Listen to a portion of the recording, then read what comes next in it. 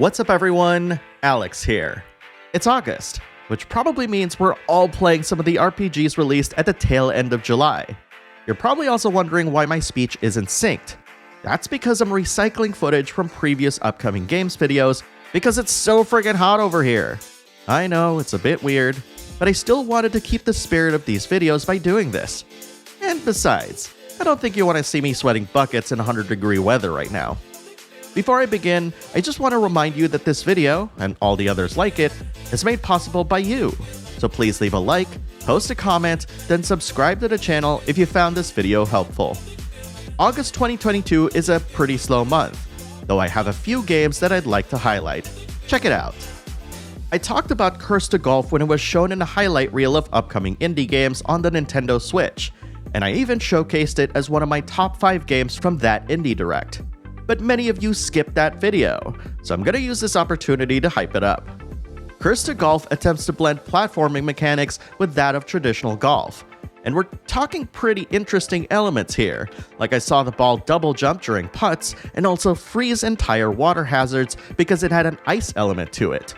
This just sounds so freaking interesting, especially for people who aren't really traditional sports fans but want to play a game similar to that, with some really neat twists.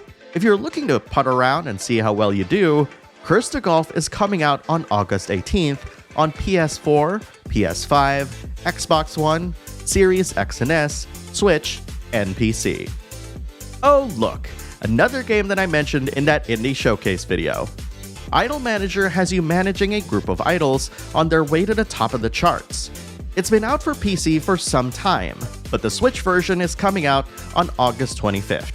I'm a sucker for quirky business sims, and Idol Manager sounds so interesting to me. Arguably the biggest game of August, Soul Hackers 2 will be coming out on August 26th.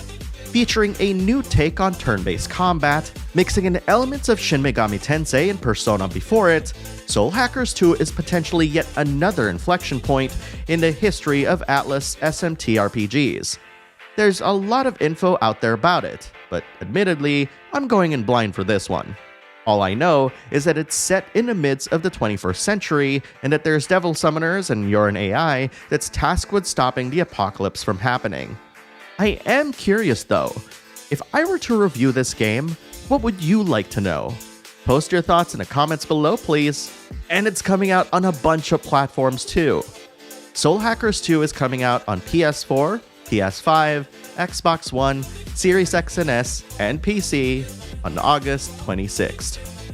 If for some reason you still have time after the release of Soul Hackers 2, then you might want to consider checking out La Pucelle Ragnarok, coming out on August 30th.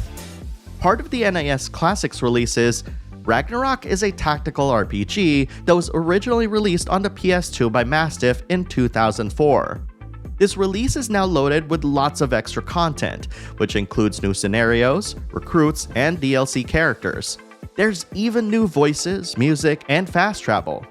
Tactical RPG fans are feasting this year, and so if this sounds like your jam, the game is coming out on Switch and PC on August 30th. And here are the rest of the games coming out in August. Azure Striker Gunvault 3 is an action indie platformer produced by Keiji Inafune, and it's coming out on August 2nd on Xbox One and Series X and S. Veneris Tactics is a fantasy turn-based tactical RPG, coming out on August 4th on PC. 2 Point Campus, the follow-up to the smash hit 2 Point Hospital, is coming out on PS4, PS5, Xbox One, Series X and S, Switch, and PC on August 9th. Cult of the Lamb, a roguelike action-adventure game, is coming out on August 11th on PS4, PS5, Xbox One, Series X and S, Switch, and PC on August 11th. Super Bullet Break, a deck-building strategy roguelite, is coming out on PS4, Switch, and PC on August 12th. The PC release of Marvel's Spider-Man Remastered is coming out on August 12th. Rollerdrome, not to be confused with Roller Champions, is a third-person action shooter coming out on PS4, PS5, and PC on August 16th. Tribes of Midgard, an action RPG with survival mechanics, is finally coming out on Xbox One, Series X and S, and Switch on August 16th.